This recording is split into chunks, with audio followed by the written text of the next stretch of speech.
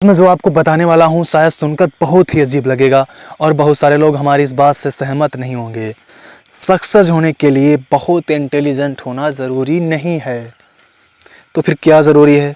मैं कहता हूँ और सभी वो लोग जो सक्सेस हैं कहते हैं कि सक्सेस होने के लिए सबसे ज़रूरी है focused on only one target and still continue always. हमेशा एक लक्ष्य पर ध्यान दो और जब तक पूरा न हो करते रहो और कमियों को सुधारते रहो। और अगर आप बहुत सारे लक्ष्य बनाकर चले तो फिर वही होगा राम खुदा वाला हाल। आपको कहानी सुनाता हूँ। छोटी सी कहानी मैंने बचपन में सुनी थी कि एक ब्राह्मण थे, एक बहुत ही बुद्धिमान थे, बहुत ही ज्ञानी पुरुष थे। उन्होंने सारे वेद ग्रंथ शास्त्र सब पढ़ रखे थे। एक बार उन्हें एक मौलवी साहब मिल जाते हैं। मौलवी वो होते हैं जो मुसलमानों में शिक्षा देते हैं, जैसे हमारे में गुरु जी होते हैं वैसे उनके में मौलवी कहा जाता है उनको। तो मौलवी साहब मिल जाते हैं ब्राह्मण देव को। वो भी बहुत ज्ञानी थे अपने धर्म के। तो बहस होने लगती है उनके बीच में, बातचीत होते होते बहस होने लगती है।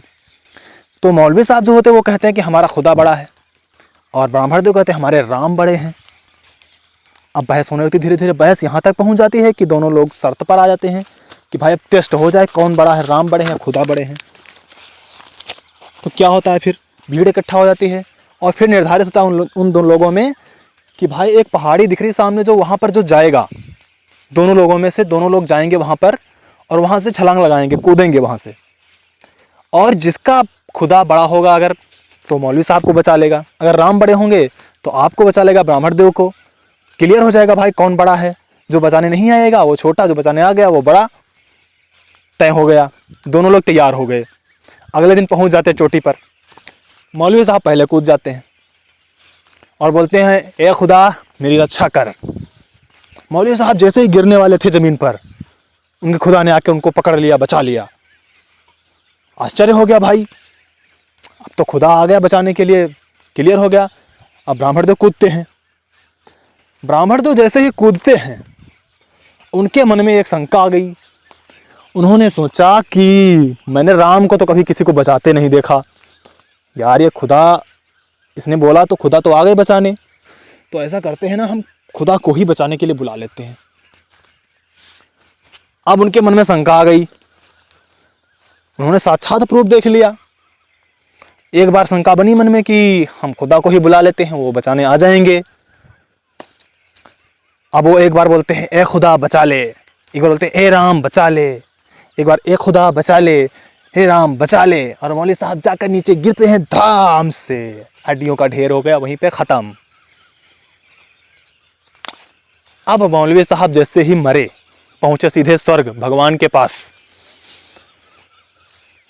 जैसे भगवान के पास पहुंचे तो भगवान से बोले प्रभु एक बात समझ में नहीं आई, ये बताओ तुम सच में खुदा से छोटे हो क्या? उसके खुदा ने उसको बचा लिया, उसने बुलाया, और मैंने आपको इतनी बार बुलाया, आपने क्यों नहीं बचाया मुझे? भगवान ने कहा हे ब्राह्मण देव, पहली बात तो खुदा और राम मैं ही हूं। उसने मुझे खुदा कह के बुलाया, मैंने खुदा का भेष बनाया, उसको बचा लिया। लेकिन तुमने प्रभु जी रास्ते में इतनी बार मुझे परेशान किया, इतना तो मुझे आज तक किसी ने नहीं परेशान किया। एक बार खुदा, एक बार राम। मैं राम का भेष बनाता तब आप बोलते खुदा बचा ले, जब मैं खुदा का भेष बनाता तब आप बोलते राम बचा लो, जब आप फिर मैं खुदा का राम का भेष बनाता फिर आप बोलते खुदा बचा ले। मैं तो रास्ते भर पूरे भेष ही बदलता रहा, बचाने कब आता तुझे? तो इसीलिए कहते हैं जो निर्धारित करो एक पे काम करो। राम खुदा के चक्कर में पड़ोगे तो ना राम पहुंचेंगे ना खुदा पहुंचेंगे। थिंक यह बात सबको समझ में आ गई होगी कि एक ही टारगेट पर फोकस करना चाहिए। ज़्यादातर लोग क्या करते हैं, यहाँ पर 50 किलोमीटर का टारगेट चुनते हैं और फिर क्या होता है, बहुत ही लगन के साथ, बहुत ही मेहनत के साथ, अच्छे से कर्म करते हुए 45 किलोमीटर पर जाकर उनका धैर्य टूट जाता है और वो बोल देते हैं कि यार मुझसे नहीं होगा। खुद से कह देते हैं कि ये काम मेरे लिए नहीं बना, मैंने गलत रास्ता चुन लिया अपने लिए। और फिर क्या करते हैं, दूसरा टारगेट खोजते हैं, पूरी मेहनत करते हैं, जांच पड़ताल करते हैं उसकी। फिर वही खेल होता है, 45 किलोमीटर पर जाकर उनका धैर्य टूट जाता है और असफल हो जाते हैं। These people are most intelligent, गौर करना मेरी बात पर, these people are most intelligent but not success. ये लोग बुद्धिमान तो बहुत होते हैं, इंटेलिजेंट बहुत होते हैं, लेकिन सक्सेस नहीं होते हैं। कभी भी सक्सेस का पैमाना इंटेलिजेंस नहीं करता है, कभी भी बुद्धिमत्ता सक्सेस को नहीं नापती है। सक्सेस होने के लिए आपको बहुत ज़्यादा ज्ञानी, बहुत ज़्यादा पढ़ा लिखा नहीं होना चाहिए।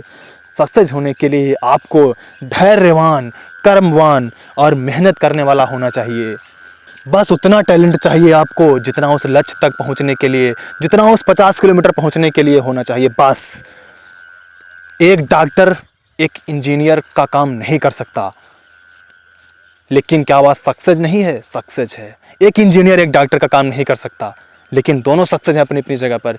इसलिए एक टारगेट चुनो, उसको पूरा करो। 45 किलोमीटर पर जाकर धैर्य तोड़ दोगे तो पूरी ज़िंदगी अपना ज्ञान लिए बैठे रहोगे, कथाएं सुनाओगे लोगों को, बताओगे मैंने ये किया, मैंने वो किया, मैंने वो किया। अरे क्या किया तूने? कुछ नहीं हासिल किया। ज़िंदगी वो है जब जितना आप हासिल करते हो, खो देते हो उसका कोई मायने नहीं रहता, उसका कोई मायने नहीं रह जाता, उसकी कोई वैल्यू नहीं होती है।